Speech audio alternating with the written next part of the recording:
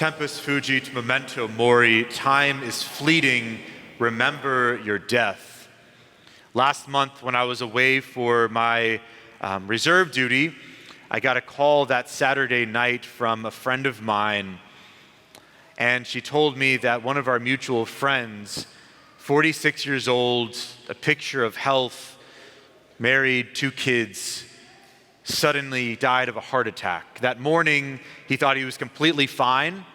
He had even texted his goddaughter on her birthday, wishing her a happy birthday, and then, in a moment's notice, was gone from this world. A man of deep faith and of beautiful love, and we never know that moment when the Lord is going to call us.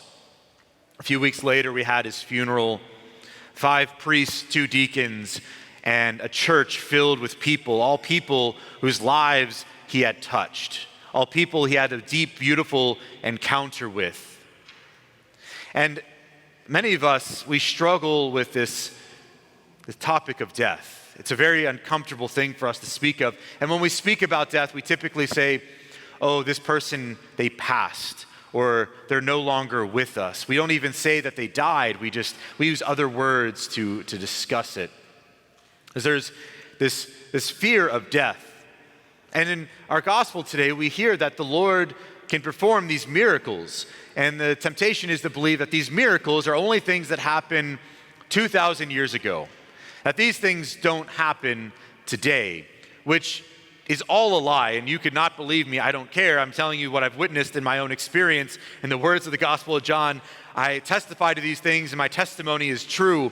I have seen when people who have had cancer one day go to their appointment and boom, their cancer is gone. I have been to the hospital and a nurse grabs me and says, that patient that you anointed that was dying, well, the doctor said they were dead and we pulled off all the machines and they started speaking to me and now they're still alive today. I have seen so many things like this, knowing that these miracles do in fact happen just like they happen in the gospel, and they happen very much today.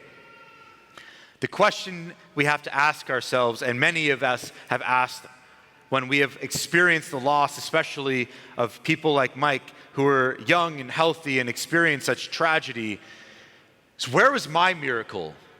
Where was my miracle when my loved one was suffering, when my loved one was hurting, when my loved one was in pain and dying or tragically lost? Where was my miracle? Where was the Lord then? These questions very much rise and stir up on our hearts. If these people got miracles, where was mine?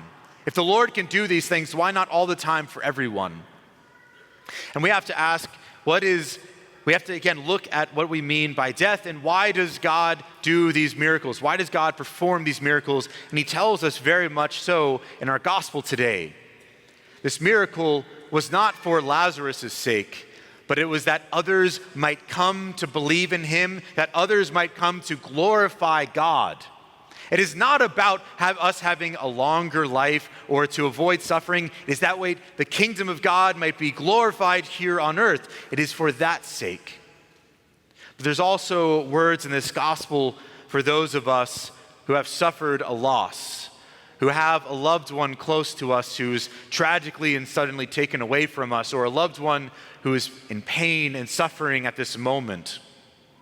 Because the Lord, when he encounters the loved ones of Lazarus, who is his friend, when he encounters them and he encounters their pain and this tragedy, it says he wept.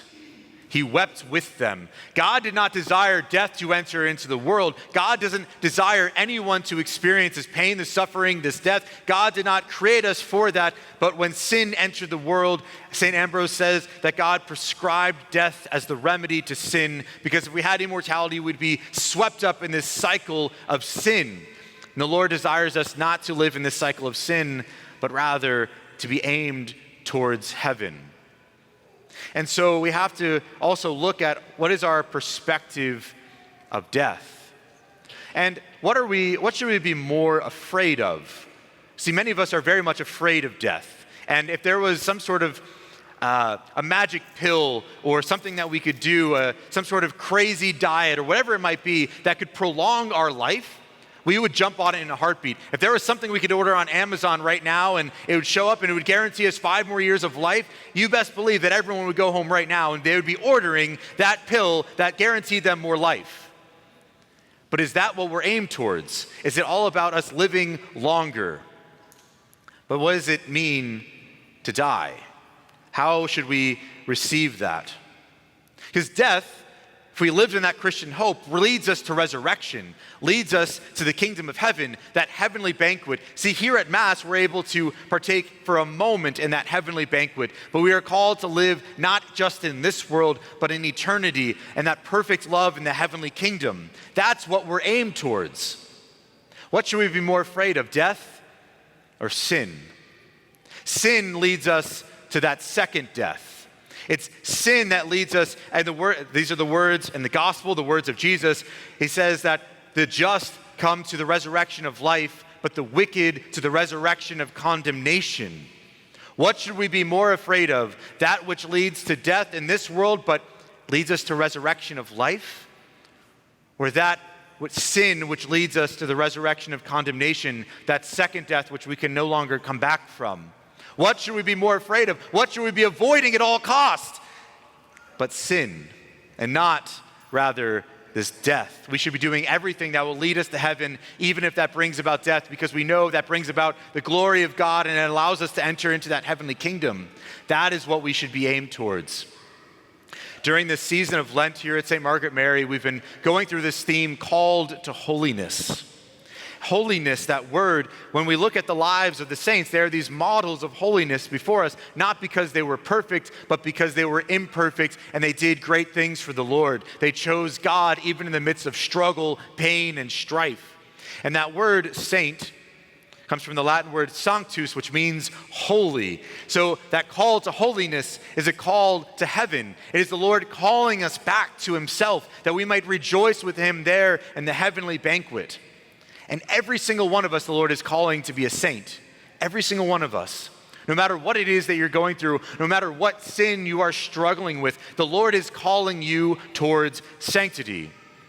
And we need saints today. We need saints who are struggling with things like anxiety, who are able to, in the midst of their anxiety, choose God above all things, because we need models of people who have that and live a life of sanctity. We need saints who have lived with severe depression and are able to rejoice with the Lord somehow in the midst of their depression, because so many struggle with that and they need a saint to model what that is for their lives. We need saints who struggle with same-sex attraction, who choose to live a life of virtue and chastity, to call others to live in that heavenly kingdom, there rejoicing in heaven. We need saints who struggle with various forms of addiction, that they might be able to call others who struggle in that same way to heaven and to Jesus Christ and to become saints themselves. We need these people, and those people that the Lord is calling to be saints are right here in the pews today. Whatever it is that you are struggling with, whatever it is you are going through, the Lord is calling you to be a saint, to be able to turn to him in all things, to recognize that death does not end anything, but rather leads us towards eternity, that we might rejoice with him in all things, that even in the midst of tragedy, like a young man dying so young with his kids, we might be able to recognize the goodness in their life and how they were able to lead others to Christ. Every single person at my friend Mike's funeral, every single one of them was able to see how he had ministered to their hearts, how he had proclaimed Jesus Christ to every single one of us. What a gift in his life. And with his very life, he recognized that he was not meant to live here forever. He was called to heaven. He was called to live in that heavenly kingdom. And he proclaimed with his very life the charisma of our faith that Jesus Christ is Lord.